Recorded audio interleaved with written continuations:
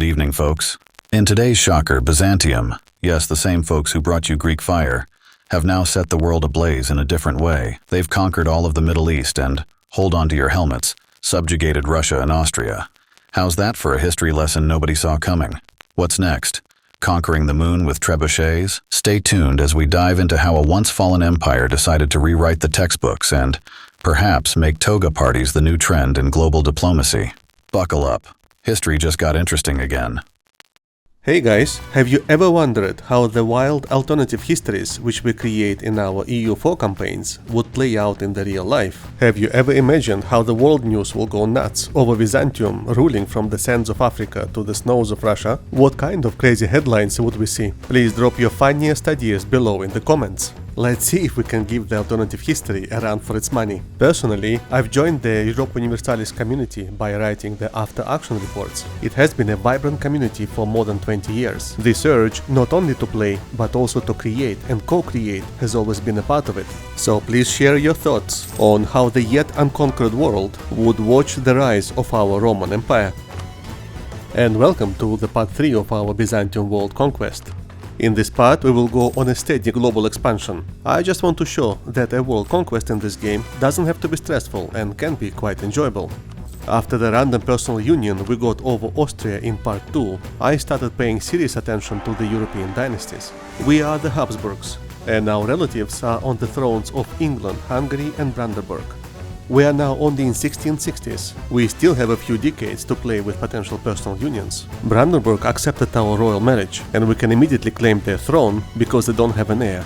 With Brandenburg, I'm just hunting for opportunities. They're small. I don't really care if I get a personal union over them. My bigger priority right now is expanding in the Near East. That's where my armies are anyway. Sometimes we get these nice events, like seeing the real me and getting the 654 heir. I get these maybe once every couple of campaigns, although the stats are not always as high. To avoid fighting large alliances, I don't always co-belligerate every nation I fight. So some smaller countries like Ajam here take several wars to get annexed. My goodness, I'm in a personal union candy shop. Having the Austrian dynasty on your throne is overpowered. Look at this. We can safely claim the British throne. There is almost no danger that we will lose this claim in the next 5 years, while we wait for the truce to expire. I have to wonder just how many personal union opportunities I missed, because I wasn't really paying attention. As you can see, I am now mass royal marrying most of Europe, trying to spread my dynasty on as many thrones as I can. For now, of course, we are benefiting from the Austria's dynastic efforts. Okay, to finish our current crusade, we take a few provinces from Ajuran and 100% worth of provinces from the Mamluks. I almost forgot we had claimed the throne of Brandenburg. Actually, I'm not very sure if I want to commit a diplomatic slot to Brandenburg for 50 years. I prefer my personal unions to be the size of Russia, Austria or England. I guess it's a case of why not. I suspect that Europe will really hate me after I PU Brandenburg and then England. A coalition is inevitable, so as I peace out Brandenburg's allies, I'm taking some forts here and there to avoid sieging them twice. Through our focus on trade, we complete this mission, which has some very interesting event options. Each one of these 3 options isn't bad, and they are quite unique. They all strengthen the estate privileges in one way or another. I quite like the third one, because it cancels the -10 maximum absolutism from the free enterprise privilege. This is the one I'm going to take. Okay, back to Brandenburg. They will now accept becoming our junior partner in a personal union and giving us their money. As expected, the coalition will be strong, but honestly, we are stronger. It's the second Holy Roman Emperor we have PU'd in this game. I wonder who is next. At last I can take the humanist ideas. We haven't really suffered from a lot of revolts in this run, thanks to our strong conversion abilities as Byzantium. Still, it will be great to have even less revolts. As a side note, I've been dumping a lot of Diplo points into culture conversion. This really helps to have a stable country. I took my time bringing most of my troops into Scotland's only remaining province on the British Isles. Yes, they're suffering from attrition, but we don't have to face the British fleet. It looks like all of my allies will join this fight. Yes, overall we have the overwhelming numbers advantage, but England usually keeps all of their armies on their isles. They have 170,000 troops somewhere in this fog of war, and I bet they're hiring mercenaries in a hurry. My personal preference is always to barrage the forts. Along with growing professionalism, I believe this is the best way to spend the military mana. Yes, I know I'm digging myself even deeper into a coalition by taking this land from Scandinavia, but these Danish provinces are difficult to take, and sieging them once per campaign is quite enough for me. As for England, they have been fully occupied and thoroughly defeated. They accept to become my personal union and give me their cash. We can use the British gold to build a whole lot of town halls. More town halls means more governing capacity, means faster expansion, means more money. A virtuous circle if I ever saw one. You know what? The Scandinavian heir is a Habsburg. I can only guess that England had placed him there before I PU'd them. This is just something to keep in mind as another potential PU opportunity. I may regret taking provinces from them. For now, I will just improve my relations with them, hoping they will forgive me and we can have a royal marriage. Here is a dynastic map of Europe. Something I should have used much more and much earlier. You can see how dominant are our von Habsburgs. And here is the player map in pink, showing the results of our efforts for the first 250 years or so. Still a lot of work ahead of us, and the biggest challenges remain France, Castile and Portugal. In fact, let's return to one of these challenges, France. We still have a truce with them for another year. That's enough time to prepare. We are now ridiculously stronger than they are, and with our troops in position, we attack. Found you. France is still big, but it's no longer as thick as it used to be, and they have by far less forts than they used to do. I can see their troops now before they form their usual mega stacks, and intercept them. They still have a strong army and a powerful fleet. I wouldn't joke around with them. The cleaning of heresy war like this one is a war of domination. A lot of our war score is coming from winning the battles. France doesn't have that many fortresses left, so mostly what I do is chase their armies and try to defeat them with superior numbers. Well, that was my shortest war against them, only 2 years, which is 5 times shorter than the last war. We have the full war score now, and there is no point prolonging it. I am taking Paris and some rich lands around it, so although this peace deal doesn't look big on the map, in terms of development it's quite a lot. Look, some of these provinces have 33 or 47 development. This is worth 20 or 30 provinces somewhere in Africa or Siberia. France will still take a few wars to conquer. Things should go much faster once we increase our admin efficiency. I am a bit overextended and I don't care about dealing with revolts right now. I decided to create a new client state here, a new pronoia called La Marche.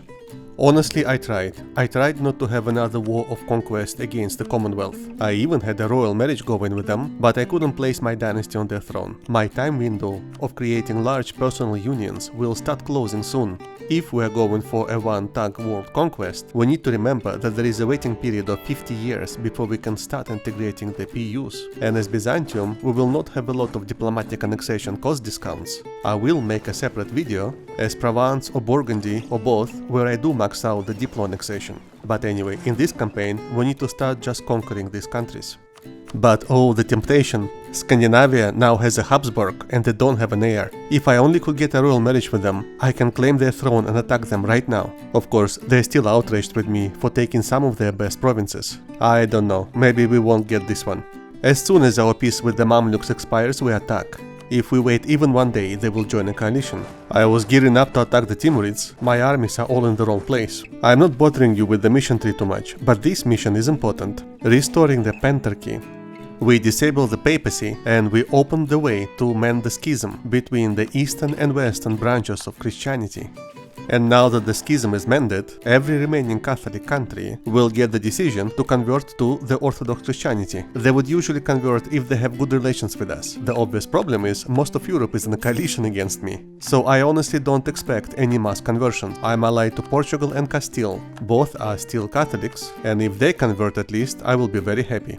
Well, neither Castile nor Portugal converted. Only Hungary did, from what I can see. Well, not the best schism mending, could have been better. Hungary, however, has opened an opportunity for us to PU them. Let's see if we manage to.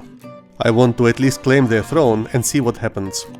As we close out these wars, we are able to clean up quite a lot of the small countries remaining from our earlier engagements. The pronoia of Lithuania had long been integrated, and I'm taking all this land from the Commonwealth for myself.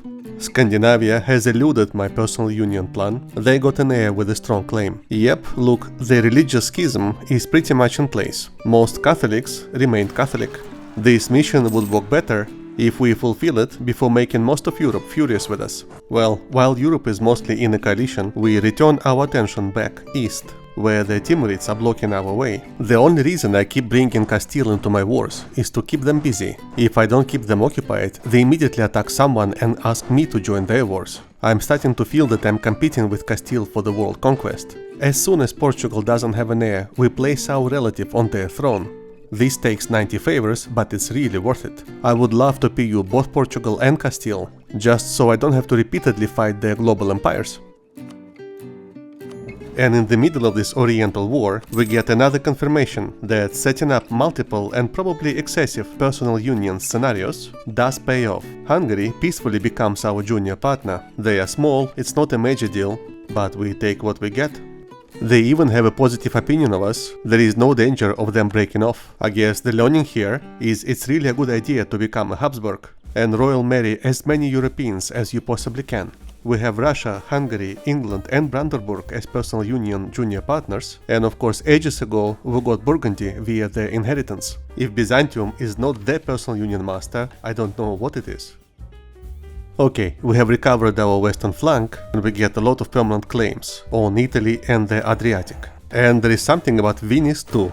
I had fully annexed it in one of my many European wars. I don't want to devastate them, they are a major trading city for me. I prefer to build some better boats in Venice. Oh no, this is becoming ridiculous. Scandinavia has a weak claim heir. I cannot recall a single game where I had a personal union bonanza like this. I have been improving relations with them since forever, and I can now royal marry them and claim their throne. The good thing is I'm not allied to them. Theoretically, I can attack them anytime. I just need to finish this war with the Timurids.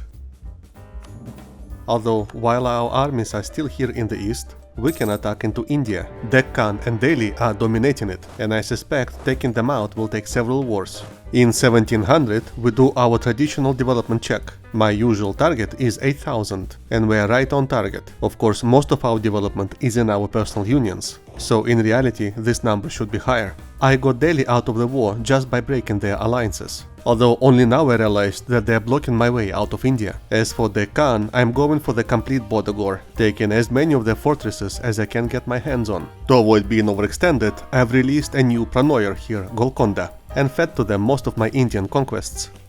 Apparently, having a few loyal Pranoyers completes another mission for us. It's a nice event where we can either improve their army, or we get some crown land every time we inherit them. I want the crown land for myself, thank you very much. Now we go after our personal union with Scandinavia. They have a colony in Brazil, I didn't even know that.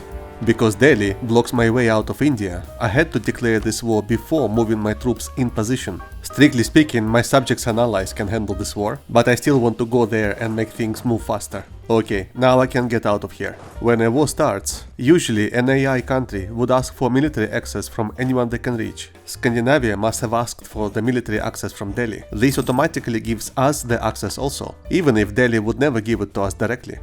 I did have some troops here in the west, and I hired some mercenaries also. I really don't want the Scandinavians to take Sealand and then block my movement in this difficult area. I have been growing as a continental power mostly, and my fleet is not really that strong yet. The Scandinavian armies are really strong, in fact some of the strongest in the game. Although I won this battle, my losses were greater than theirs. Eventually England brought their fleet here and we were able to cross.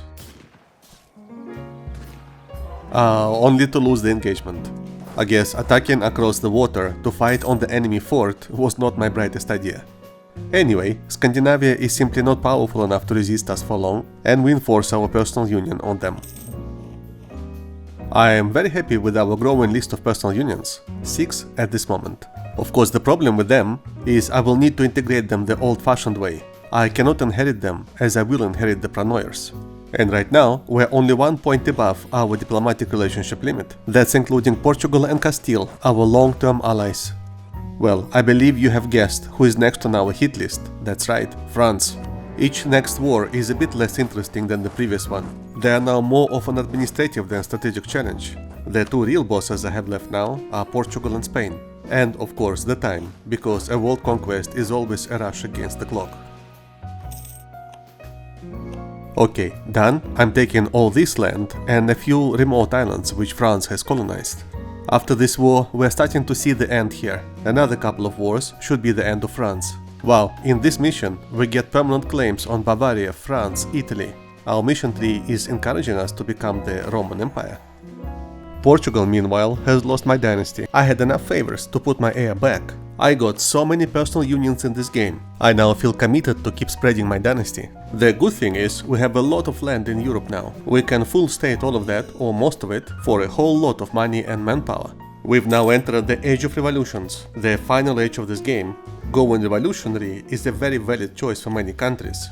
For some of them, Paradox has created excellent mission trees, like France and Russia. We are not going to do it though. I feel I've committed to becoming the Roman Empire.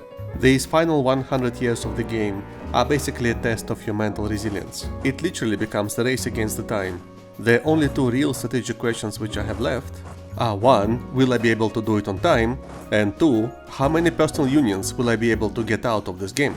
It's a sporting interest for me now, and it feels a distinctly different strategy from a brute force conquest that I did as the Teutonic Holy Horde, for example, or the Gotland Pirates. And we are wrapping up our mission tree, of course. Some missions give rewards until the end of the game, like this one giving us the professional soldiers, basically a cheaper army and some reduced fire damage. That's when we unlock the final government reform. I like taking the first one, plus 2.5 admin efficiency and plus 10 maximum absolutism. These are great late game modifiers. We can now take a couple more estate privileges without hurting our admin efficiency. Let's see how much we can take in one peace deal. Quite a lot. Here is what is left to conquer, outside of the Spanish and Portuguese colonial empires, of course. We've broken through India, although we still need to take Deccan, and then it's literally a few nations in Asia. The most difficult fight will be in the Spice Islands. In preparation for that, I'm building a massive fleet, including our unique galleasses, or whatever those boats are called.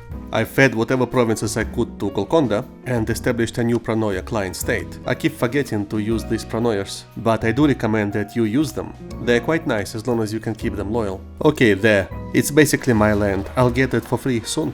I have been ignoring these wall-related decisions for most of the game. At first I didn't have enough money and then I forgot about them. I'm thinking just to click them off now. Makes no difference on the gameplay anyway. Had I maxed out my admin efficiency, like I usually do with all those tax switches, I would be taking most of India right now. As it stands, I have to do this multiple wars. By going for all those personal unions in Europe, I may have shot myself in the foot a little bit. I don't have enough provinces in my direct ownership to form the Roman Empire. I'm having to wait out the 50 years and then another decade or two to integrate my personal unions. I'm starting to think that I may have chosen not the most efficient way to play. I have denied myself the plus 10 extra admin efficiency. However, I cannot resist when I see another opportunity to make personal union out of Portugal. I have claimed their throne, broke my alliance with them, and now I am waiting out the 5 years of truce. Some Pranoiers get integrated faster than others. For example, here, Golconda is gone. As part of our grind, we go for another war against France. It won't be the last one, but it should be the last big one. I'm confining France to a few provinces in their regional heartland. I've taken a lot of their lands in Africa and Oceania, and of course Italy and Central Europe. This completes a few routine missions for us, basically giving us mana and claims, and it also opens up this one, which is interesting. Our name will now be the Eastern Roman Empire. Still Byzantium. I guess I need to click another button somewhere. And another personal union war for Portugal. If you want to be more efficient than me, then don't do it, guys. Simply conquer all this territory directly and form the Roman Empire. I should have done it many decades ago. After we declare this war, we don't care if Portugal gets an heir. We'll be able to enforce our personal union anyway, as long as we have selected the right casus belli. I have met the criteria, both to become the economic and military hegemon. Between the two, I choose to be the military one. It's obviously designed for military conquest, which is what I'm doing for the rest of the game. For my next idea group, I'm taking offensive. You don't really need military ideas for a world conquest, but offensive has a couple of positives. Faster sieges, stronger army, and a nice policy along with humanist, which reduces the amount of revolts by a lot. During this war, Castile got the Habsburg on their throne. In this game, the personal union temptations just wouldn't stop. Portugal resisted really well, especially here in the New World, where Castile was very helpful to my cause. But we are the human player, we always win, and we get another personal union. While fighting the Commonwealth, I've decided to attack into Africa. I have my troops all over the map now, and I can fight multiple wars at once. My biggest bottleneck now is the time I spent waiting for the previous course to complete. We can take most Commonwealth, but not all. I'm now trying to reduce the biggest countries in size, so I don't have to truce break towards the end of the game. I am routinely at about 200% overextension. However, as an Orthodox nation, I have a lot of unrest reduction. We remain very stable through all of this. Sometimes I don't take a full war score from one country, just so I can take more from another. For example, I don't really like fighting in the Skilva area, which in this campaign is owned by Ajuran. I prefer to take more from them. Well, this one is a good deal, isn't it? We can take a lot from a single country. This doesn't happen a lot in my games. We inherited the throne of Brandenburg on the death of our ruler. Brandenburg was our smallest personal union, which is why it was possible. And we continue to steadily gobble up the land. By the way, halfway through this annexation spree, I remembered about the extra button and became the Eastern Roman Empire. As far as I can tell, it's a cosmetic change. I'm taking this strange peace configuration from Korea because I did not make them co-belligerents, I hate sieging that mountain fort, and I want access to more borders. And with Wu, it's my usual border goal to take their forts and chop them up into smaller pieces. This way I'll be able to find their armies much easier in the next war. There we go, our Eastern Roman Empire. Not the most efficient conquest machine we have ever created, but still well on its way to the World Conquest. Speaking of the World Conquest, I wanted to dimensionalize the sheer amount of administrative effort to finish the campaign from this point. It took me around 11 real-life hours to clean up the remaining world. The challenge with this is obvious. There is no real resistance or strategy left, and while I do enjoy this feeling of being overpowered after my usual very difficult starts, it does get tedious after a while. Imagine if you add a one faith or one culture requirement to this. That's easily another couple of hours clicking different buttons to make your conversions faster. The most stupefying of all is having to go into each wrong religion province to delete a building so you can build a cathedral. Usually what I do is tune in into a podcast of a topic which is of real life interest to me, such as history or psychology, and simply zone out, listening and absorbing the knowledge. Alright, as we break down the bigger countries, we should be able to start swallowing up the remaining ones in one war, like full Oirat for 50% war score. After this, I released Solon, Mongolia and Jungar as my pronoyers. In my next war against France, the public has had enough and stormed the Bastille, protesting the complete incompetence of their government, so I finished the war against the revolutionary France. I could not fully annex them though. I blame my poor planning of not prioritizing the Roman Empire formation and missing the infamous 10% admin efficiency. I also got distracted by one of my podcasts and accidentally gave a large chunk of French territory to Spain, who was my ally in that war. As I was thinking what to do about it, I noticed that Spain has joined the growing community of Habsburgs, and they have no heir. This made them the ideal candidate for the last personal union of this game. As we go along, we keep inheriting our pronoyas. Sometimes it happens so fast they haven't even finished scoring. In this case, everything is good though. When England gets annexed, we of course get the colonial nations under our direct rule. What I usually do is make sure all of them become my crown colonies, because then I get the maximum benefit from them, and I increase their integration, maximize their gold fleet, and increase their religious control. Decreasing tariffs is helpful in some cases to make them dramatically more loyal. If you decide to do it, just watch your admin power, because it takes administrative mana points. While we are preoccupied with all this administration, Castile decides to join us voluntarily as a junior partner in our personal union. This is great, and it saves us another global war. It also fulfills a few more Roman Empire missions. Altogether, it improves our governing capacity, not by much though, and improves our army a little bit.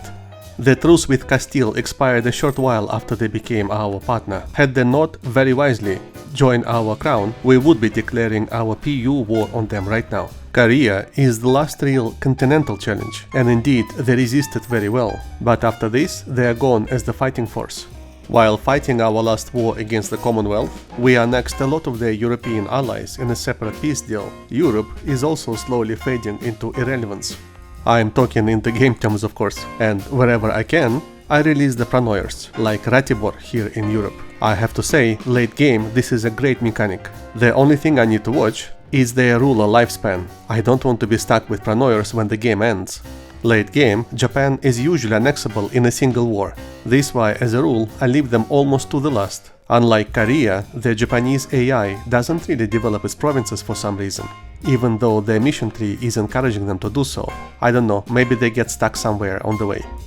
I'm now in a mishmash of smaller scale wars, where I'm cleaning up the border gore I've created. I am randomly annexing bits and pieces of different allied countries to have shorter truces with them.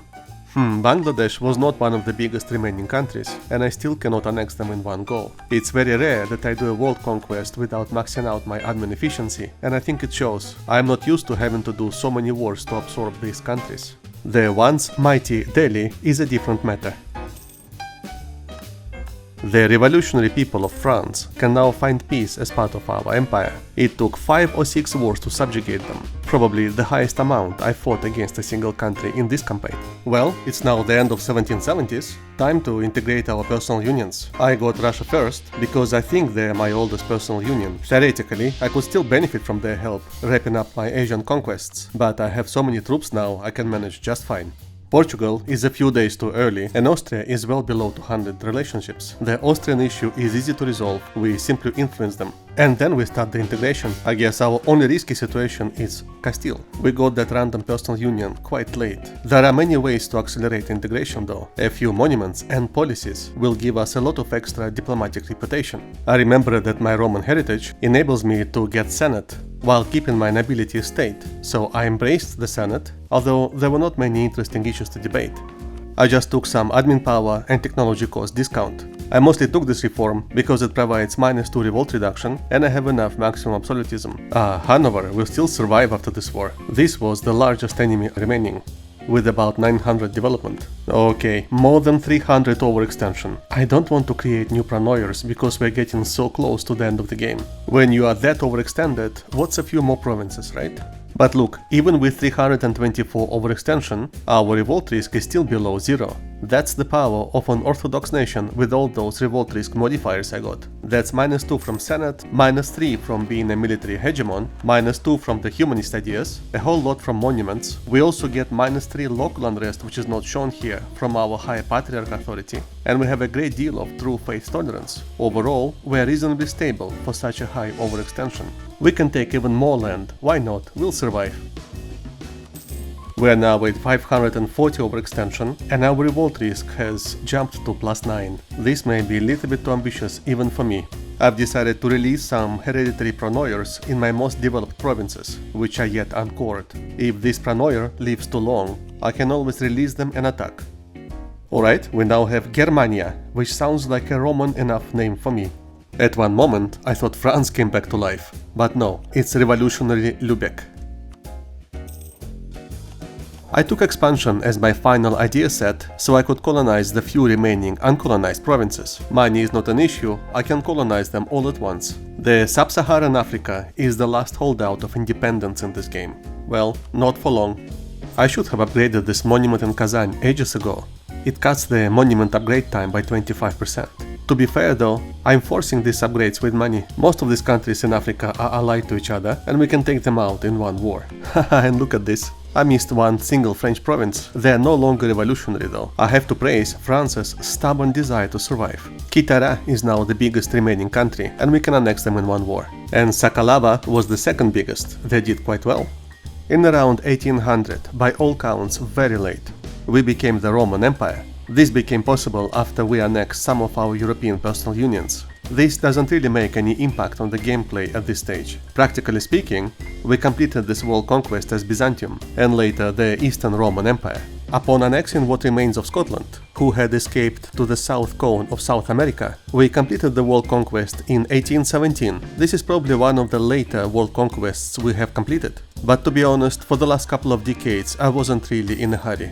I will admit, at this point I decided to do a last-ditch effort to go for a one faith and change my government to theocracy. It is obviously way too late, I should have done it a few decades ago. And while most of the world is Orthodox, this is not a one faith campaign.